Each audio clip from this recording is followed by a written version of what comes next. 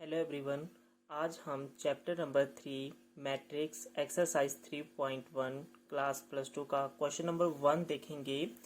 In a matrix A equals to 2 5 19 -7 35 -2 5/2 12 √3 1 -5 17।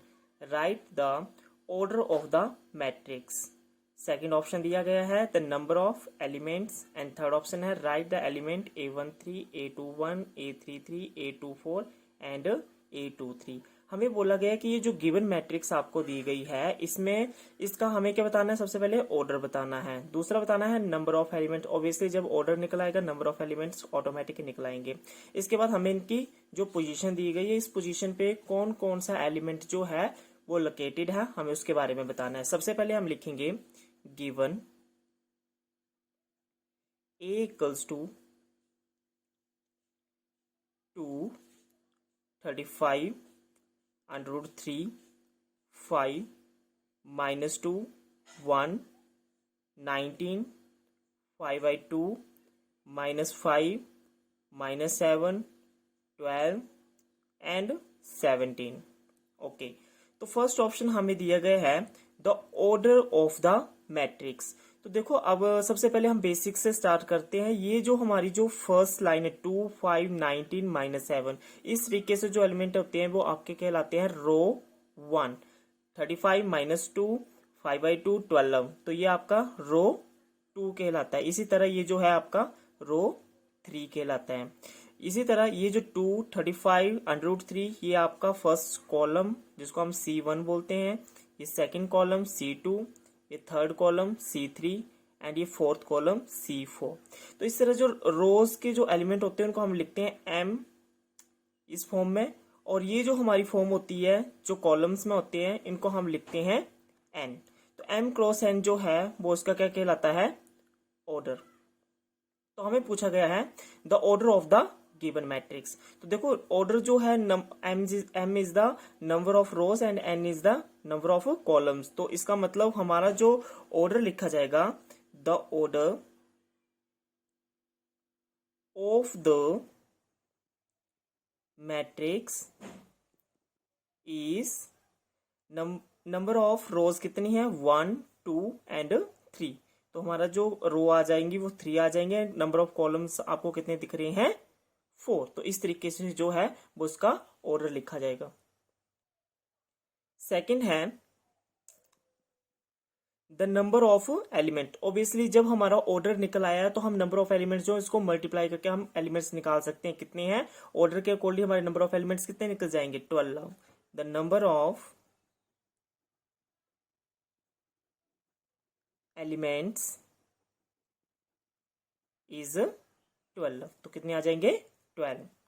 Third one is right the element A13 A21 A33 A24 A23। जैसे कि मैंने basic में आपको करवाया था कि इसमें जो ये जो यही बता देता हूं, जो ये जो आपकी फर्स्ट जो एलिमेंट होता है ये आपका कहलाता है A11।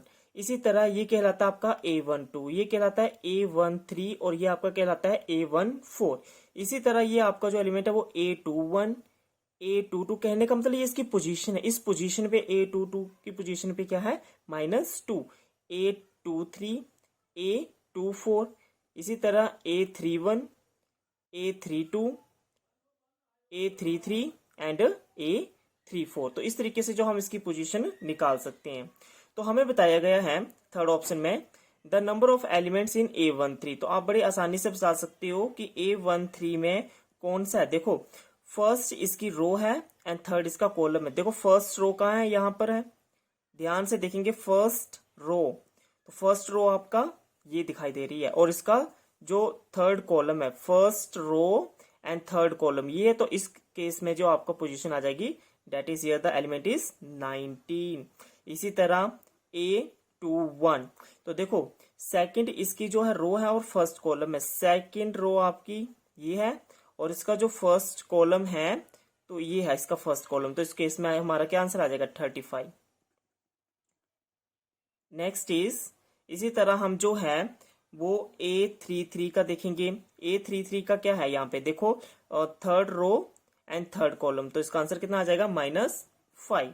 इसी तरह A24, तो A24 का ध्यान से देखेंगे, देखो इसमें सेकंड जो है वो रो है एंड फोर्थ कॉलम है, सेकंड रो यहाँ देखेंगे एंड फोर्थ कॉलम, तो आपका ये फोर्थ कॉलम है, तो आंसर इज 12। इसी तरह लास्ट हमें पूछा गया A23, तो देखो सेकंड रो है इसकी, second row and third column, तो थर्ड कॉलम आपका ये, तो उस केस में हमारा ये जो पोजीशन आ जाती है दैट इज 5/2, ये हमारा एलिमेंट्स इस तरीके से जो हमारा एलिमेंट लिखा जाएगा।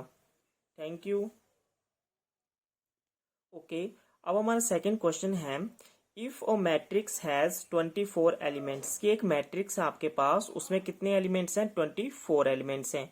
What are the possible order it can have, कि अगर आपके पास एक मैट्रिक्स है उसमें 24 एलिमेंट्स हैं, तो कितने पॉसिबल इवेंट्स बन सकते हैं? What if has 13 elements. Okay, ये तो सेकंड में है, पर हमें कितने पॉसिबल मतलब अरेंजमेंट, हम नंबर ऑफ अरेंजमेंट कर सकते हैं कि हमारे 24 एलिमेंट जो हैं वो किस तरीके से हम रोज में कॉलम्स में रख सकते हैं और कितने नंबर ऑफ अरेंजमेंट बन सकती हैं। तो सबसे पहले लिखेंगे, वी नो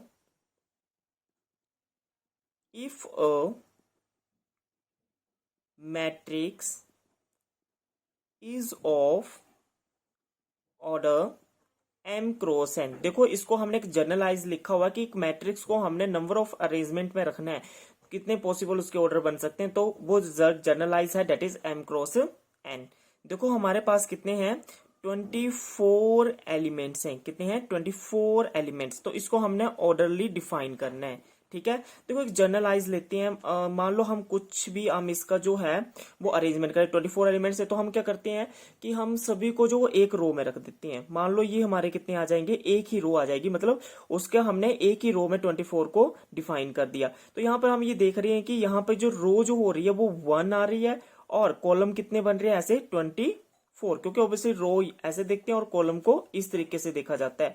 तो इस तरह से 24 एलिमेंट्स की अरेंजमेंट जो है वो डिफाइन हो गई है। तो अगर हम ध्यान से देखें, अगर हमारा जो है इसी तरह अगर हम 2 रोज में ले लेते हैं और ऐसे हम, तो इसका मतलब हमारे पास क्या आ जाएगा? देखो अगर हमें 24 बनाने, तो इस तरीके से ये 1 रो 2 रोज, और हमें 12 हमने यहाँ पे एलिमेंट्स शो कर दिए और 12 हमने यहाँ पे शो कर दिए, तो इसका मतलब 2 रोज 12 कॉलम, इस तरीके से जो 12 कॉलम्स बन जाएंगे। तो 24 एलिमेंट्स की अरेंजमेंट आ गई। चलिए हम लिखते हैं यहाँ पे ध्यान से, 1 मल्टीप्लाई बाय 24, इस तरीके से जो नंबर ऑफ अरेंजमेंट जो है वो इंक्लूड हो जाएगी। इसी तरह 2 रोज आ जाएंगी, मतलब हमें कितना बनाना है?